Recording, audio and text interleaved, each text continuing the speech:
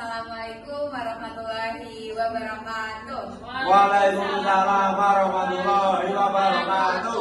Sebelumnya yang terhormat Bapak Eko Suroso selaku dosen mata kuliah psikolinguistik dan teman-teman yang berbahagia. Sebelumnya saya Sareski Ana Putri dengan NIM 44. Di sini saya akan mempresentasikan mengenai rangkuman saya tentang buku psikolinguistik, di mana saya mengambil beberapa sumber, di antaranya yang pertama ada rangkuman dari bab 1 sampai 4 dari buku dasar-dasar psikolinguistik. Yang kedua ada sumber dari buku bab 11 dan 12 buku psikolinguistik pengantar pemahaman bahasa.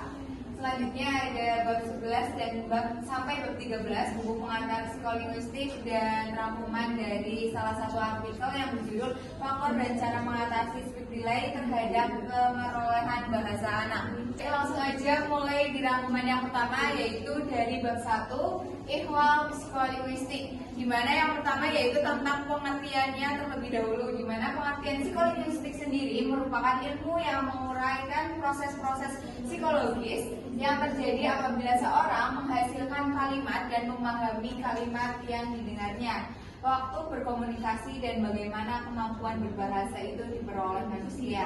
Adapun 3 hal yang menarik dalam psikolinguistik sendiri. Yang pertama itu ada masalah pemerolehan bahasa, yang kedua hubungan antara pengetahuan bahasa dan penggunaan bahasa, yang ketiga ada proses produksi dan pemahaman tuturan. Dari pengertian tersebut terdiri juga beberapa cabang-cabang psikolinguistik, diantaranya ada psikolinguistik teoris, di mana psikolinguistik teoris ini membahas mengenai teori-teori berbahasa, sedangkan psikolinguistik perkembangan merupakan psikologi yang memahamkan tentang perkembangan psikolinguistik dari awal sampai saat ini. Selanjutnya ada psikolinguistik pendidikan, di mana psikolinguistik pendidikan sendiri berbicara tentang aspek-aspek pendidikan secara umum di sekolah, terutama mengenai peranan bahasa dalam mempelajari bahasa umumnya. Yang selanjutnya itu ada neuropsikolinguistik yang membahas mengenai hubungan bahasa dengan otak manusia. Sedangkan yang kelima ada psikolinguistik ekspresi mental yang menjelaskan mengenai berbicara tentang ekspresi dalam suatu bidang melibatkan bahasa dan perilaku bahasa. Yang selanjutnya ada psikolinguistik terapan yang membahas mengenai penerapan temuan-temuan ke-6 sublinguistik tersebut kepada pemahaman bahasa manusia. Selanjutnya tentang ciri bahasa manusia yang terdapat di bab 2, yang mana ciri bahasa manusia mengatakan bahwa karakteristik bahasa manusia terdiri atas vokal leudisatif, arbiter, kebermaknaan, transmisi budaya, penggunaan spontan, saling berganti, dualitas, keperpisahan, ketergantungan struktur, dan kreativitas. Sedangkan proses berbahasanya sendiri mulai dari memahami tuturan masalah, menghasilkan tuturan, dan memahami tuturan dalam komunikasi merupakan masalah yang rumit jika ditinjau dari sudut bahasanya itu sendiri. Sedangkan yang kedua ada produksi ujaran, tujuan proses produksi ujaran, di mana pengertiannya merupakan suatu yang menghasilkan seperangkat bunyi yang digunakan untuk menyampaikan gagasan kepada orang lain. Yang selanjutnya tentang gagasan tentang bakat bahasa, di mana melalui gagasan ini dengan asumsi dasar bahasa anak memperoleh bahasa tidak hanya sekedar belajar sebuah akumulasi tuturan, tetapi mempelajari seperangkat kaidah yang melandasi prinsip pembentukan pola ujaran. Selanjutnya tahap perkembangan bahasa anak, di mana tahap ini biasanya diibaratkan seperti halnya anak yang membuka mata ketika dia baru berusia beberapa hari. Selain itu ada juga ibarat dari suatu kepompong yang berubah menjadi kupu-kupu setelah beberapa minggu. Selanjutnya ada karakteristik perilaku yang didasarkan secara biologis. Dalam hal ini perilaku muncul sebelum diperlakukan. Penampilannya bukan merupakan hasil keputusan yang sadar. Kemunculannya tidak dipicu oleh peristiwa eksternal. Tampaknya ada periode kritis untuk kemampuan perilaku dan lain sebagainya. Selanjutnya di bab 4 ada membahas mengenai anak-anak dengan kelainan berbicara dan bahasa. Di mana yang pertama ada definisi kelainan bicara dan bahasa. Dalam hal ini adanya masalah dalam komunikasi dan bagaimana bagian-bagian yang berhubungan dengannya seperti fungsi organ bicara. Selanjutnya mengenai penyebab terjadinya kelainan berbicara dan bahasa.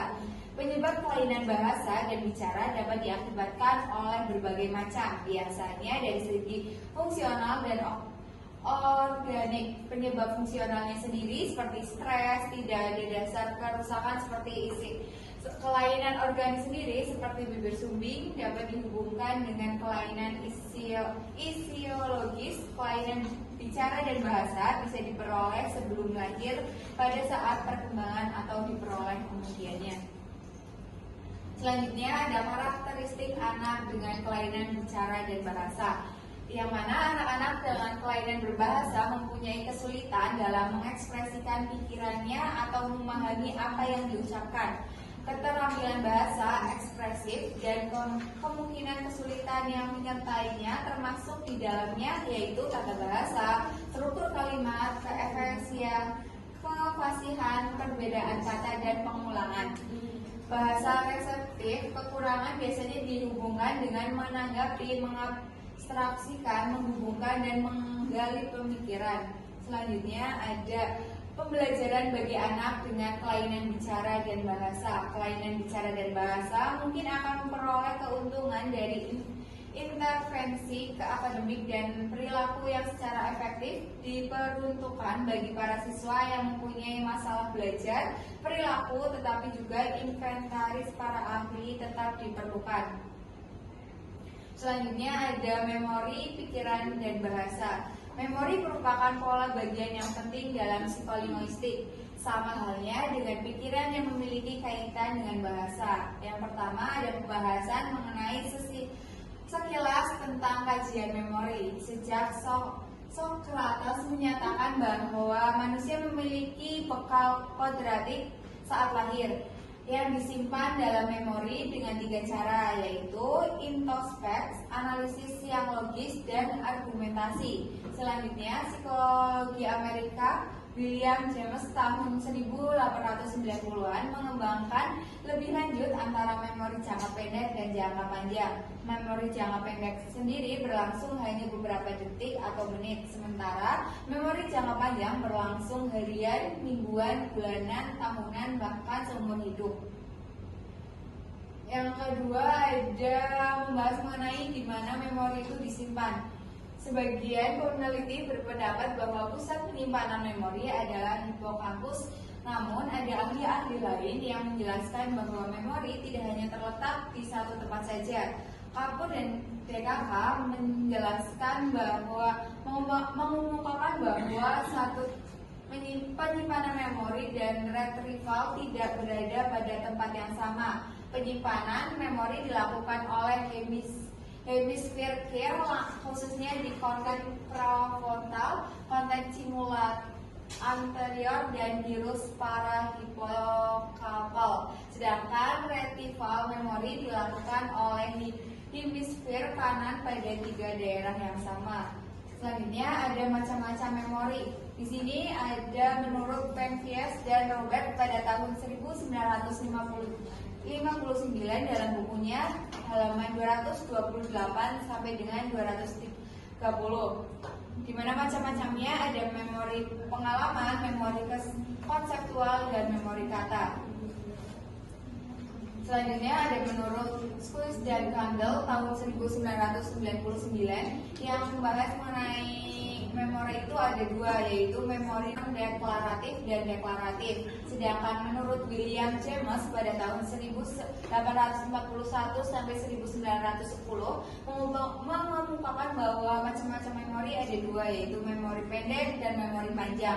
Sedangkan menurut Tufling dan Lapes tahun 2000 mengemukakan bahwa macam-macam teori ada macam-macam memori itu ada 2. Yang pertama memori prokopik dan memori palimpopik.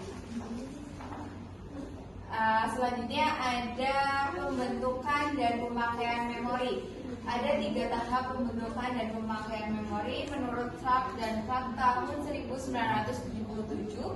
Bahwasanya 3 tahap tersebut ada input, di mana input merupakan tahap penerimaan masukan dari lisan maupun tulisan, kemudian memberikan interpretasi tentang masukan itu untuk memahaminya. Sedangkan yang kedua yaitu tahap verbatim, yaitu pernyataan ulang kata demi kata secara tepat dan hanya terjadi pada hal khusus. Selanjutnya yang ketiga ada penyimpanan, merupakan suatu proses penyimpanan informasi yang dimulai pada memori pendek. Yang kelima ada memori dan hafalan. Hafalan sendiri merupakan sebuah memori, tetapi memiliki proses yang berbeda. Sedangkan memori terbentuk tanpa kita mengadakan suatu usaha khusus untuk memperolehnya. Sedangkan hafalan akan menjadi memori dengan suatu usaha atau tindakan khusus.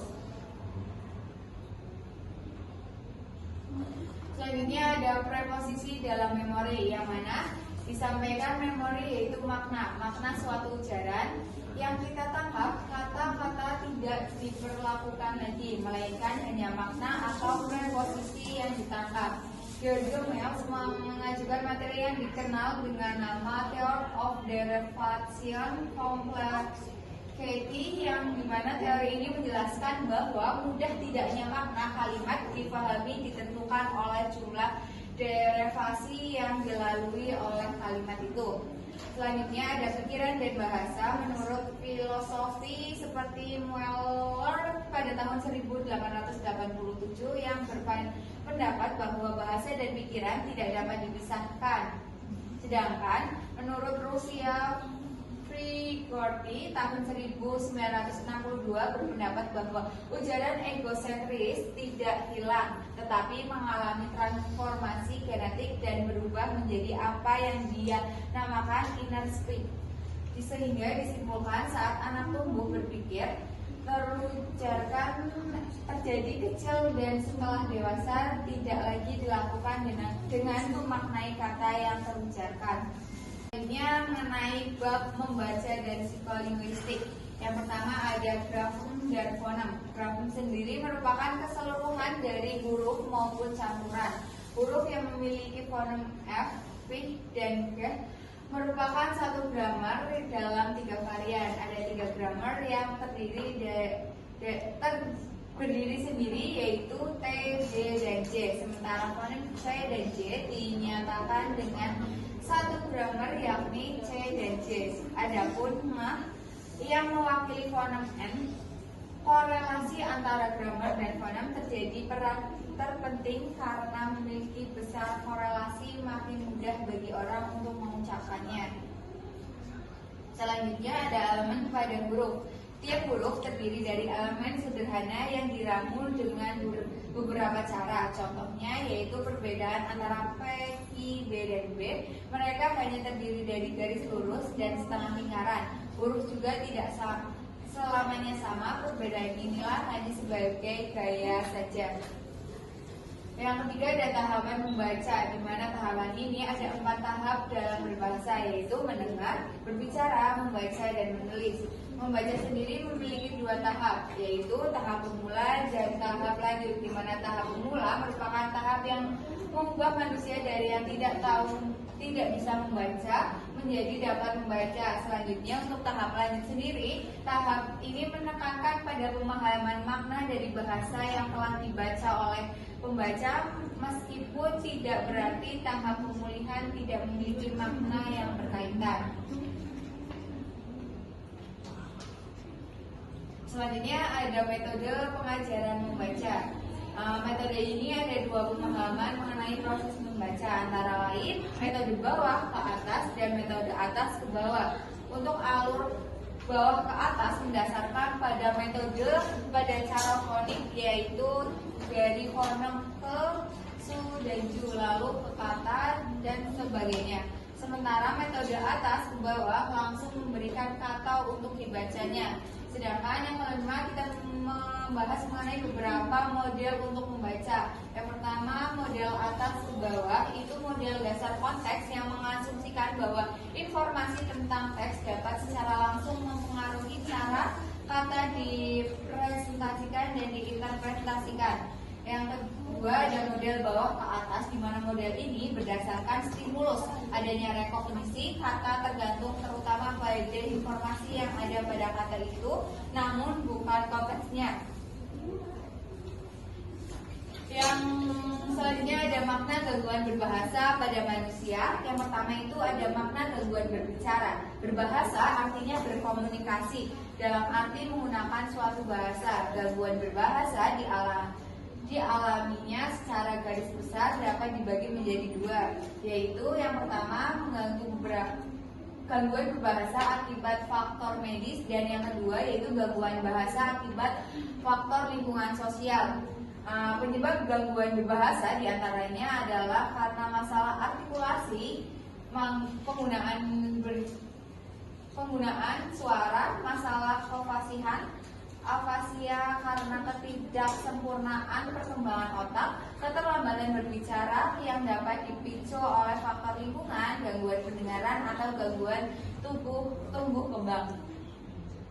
Selanjutnya ada makna gangguan berbahasa. Berbahasa merupakan proses yang mengeluarkan pikiran dan perasaan secara lisan dalam bentuk kata maupun kalimat, di mana hal ini kita mengenal dengan adanya istilah afasia, di mana afasia ini merupakan gangguan berbicara dan berkomunikasi.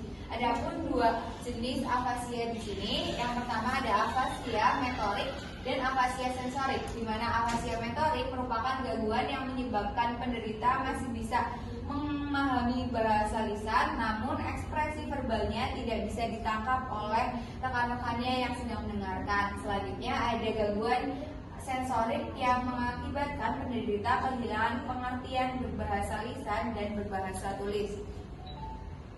Selanjutnya ada makna gangguan berpikir. Pada saat memilih untuk menggunakan unsur leksikal, sintaksis, dan semantik oleh seseorang, hal ini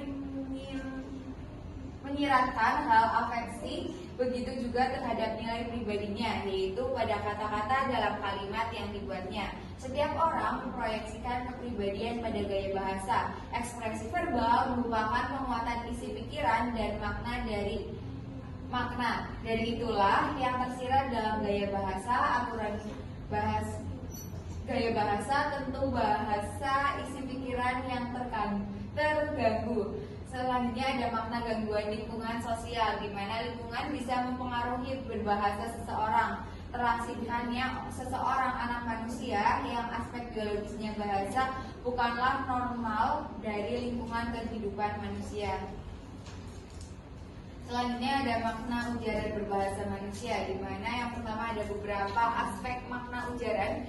Pada dasarnya sebuah ujaran adalah suatu suara murni atau sebuah tuturan kata yang langsung dari sosok yang berbicara.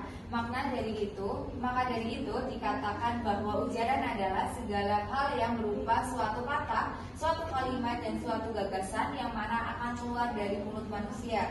Dengan adanya suatu hal yang dinamakan ujaran, maka muncullah suatu makna, yaitu makna sintaksis, makna semantik, dan makna pragmatik. Ada makna pemrosesan ujaran, di mana faktor yang harus diperhatikan dalam hal ini seperti faktor sosial, psikologis, dan budaya. Pada suatu bunyi juga biasanya tidak diucapkan secara presis dan sama tiap kali bunyi itu muncul. Akan tetapi suatu bunyi itu bisa diucapkan dipengaruhi oleh lingkungan sebagaimana bunyi itu berada. Yang ketiga ada makna gramatikal, di mana untuk memahami sebuah ujaran harus menguasai dan memahami makna gramatikal, yaitu makna yang muncul dari sebuah proses gramatikal. Selanjutnya ada makna leksikal, di mana makna leksikal sendiri diartikan sebagai bentuk dasar yang setelah mengalami proses gramatikalisasi akan menjadi sebuah kata. Selanjutnya ada komunikasi bahasa psikolinguistik, yang Pertama ada psikolinguistik dan fungsi bahasa. Psikolinguistik sendiri merupakan ilmu yang menguraikan tentang proses berbahasa secara psikologi yang berlangsung ketika orang berbicara, mengungkapkan kalimat saat berkomunikasi, dan bagaimana sebuah bahasa itu diperoleh oleh manusia. Di mana tujuan utamanya yaitu untuk mencari sebuah teori bahasa yang secara linguistik diterima dan secara psikologi menerangkannya hakikat sebuah bahasa serta pemerolehannya. Dan tujuan lain pun yaitu menjelaskan bagaimana struktur bahasa tersebut diperoleh dan digunakan pada saat bertutur dan juga pada saat waktu memahami sebuah kalimat dalam tuturan kata. Selanjutnya ada psikolinguistik era post-metotik, di mana psikolinguistik pada era ini merupakan sebuah pembelajaran bahasa yang dimaksud dengan alternatif atas metode guru memproduksi sendiri apa yang akan dia gunakan di dalam kelas untuk meminimalisirkan memungkinkan adanya kekeliruan dalam proses pembelajaran sebuah bahasa. Adapun upaya yang bisa dilakukan di antaranya ada mengkombinasikan satu metode tertentu dengan metode lainnya. Yang kedua, mengkonstruksi setiap kelebihan yang meliputi sebuah pendekatan dan sebuah metode pembelajaran sebuah bahasa. Adapun yang ketiga yaitu mengalihkan sebuah perhatian, yaitu mencari sebuah pendekatan yang mana metode komprehensif dalam sebuah silabus yang dianggap fleksibel. Selanjutnya yang terakhir pembahasan dalam artikel yang berjudul faktor dan cara mengatasi nilai terhadap perolehan bahasa anak, di mana dalam artikel ini dijelaskan bahwa keterlambatan bicara pada anak merupakan salah satu bentuk dari gangguan bicara yang banyak ditemukan oleh ahli. Canberry dan Wilson pada tahun 2009 menjelaskan bahwa gangguan bicara memiliki beberapa bentuk dan penyebab. Pengucapan kata-kata yang tidak jelas dan tidak tepat terhadap ciri anak yang mengalami keterlambatan bicara. Faktor terjadinya hal ini yang pertama yaitu faktor internal dan juga eksternal. Selanjutnya, adapun yang kedua yaitu kurangnya nutrisi kepada anak, kurangnya stimulasi yang baik kepada anak terhadap masalah mulut, gangguan pendengaran, gangguan bicara dan bahasa, autisme, gangguan neurologis, disabilitas intelektual.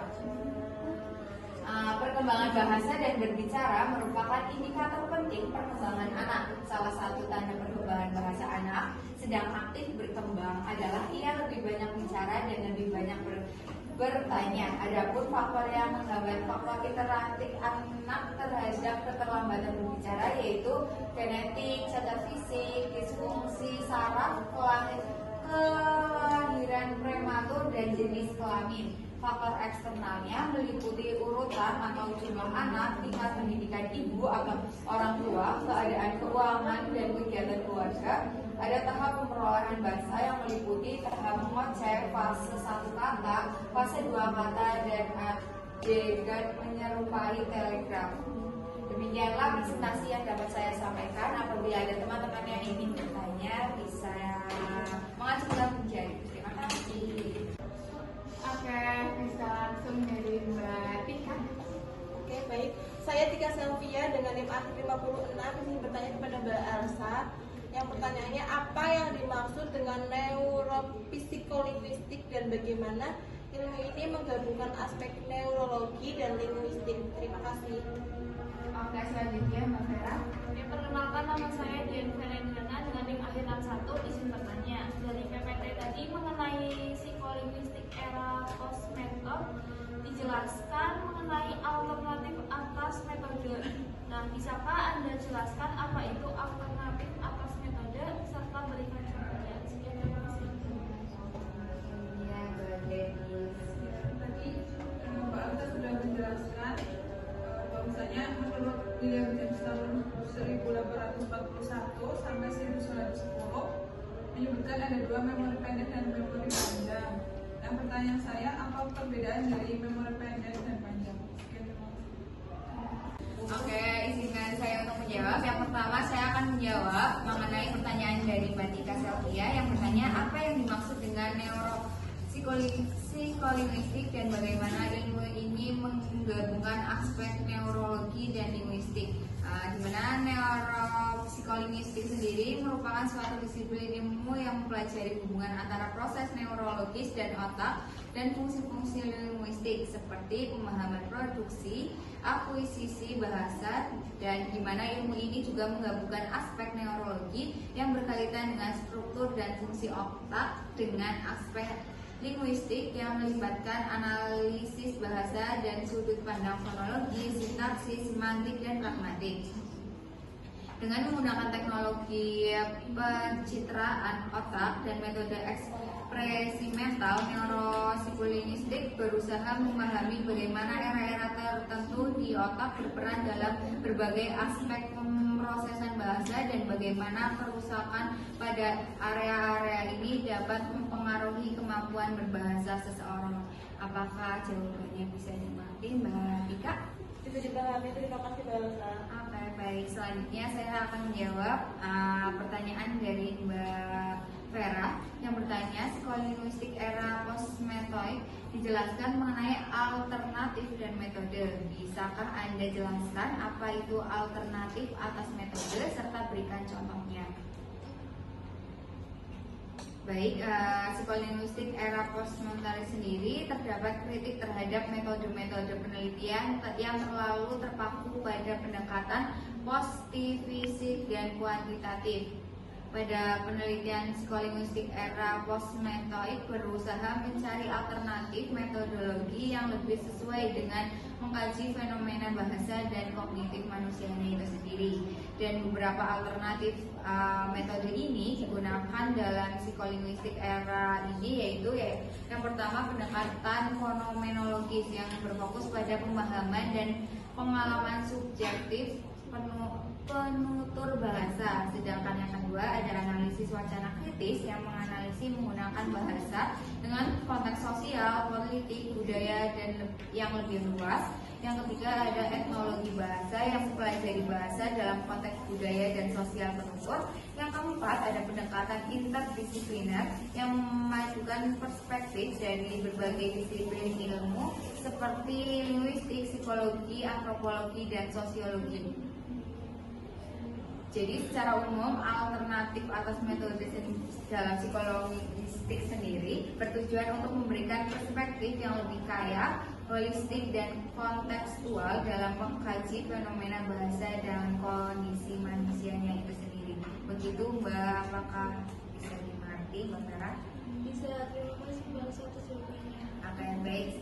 Terima kasih juga. Yang selanjutnya saya akan menjawab pertanyaan dari Mbak Gladys yang bertanya mengenai perbedaan dari memori pendek dan memori panjang, di mana memori pendek sendiri itu menyimpan informasi untuk waktu yang singkat, biasanya hanya beberapa detik saja sampai beberapa menit. Sedangkan memori jangka panjang sendiri yaitu penyimpanan informasinya akan didapatkan dari waktu yang lama, mulai dari menit, jam, maupun bisa berhari-hari bahkan bertahun-tahun. Begitu Mbak Gladys, apakah bisa dipahami? Iya bisa, terima kasih Mbak Elsa. Oke, terima kasih. Demikian pertanyaan-pertanyaan dan presentasi yang dapat saya sampaikan. Mohon maaf apabila ada kesalahan dalam tuturannya. Saya akhiri. Wassalamualaikum warahmatullahi wabarakatuh. Waalaikumsalam warahmatullahi wabarakatuh.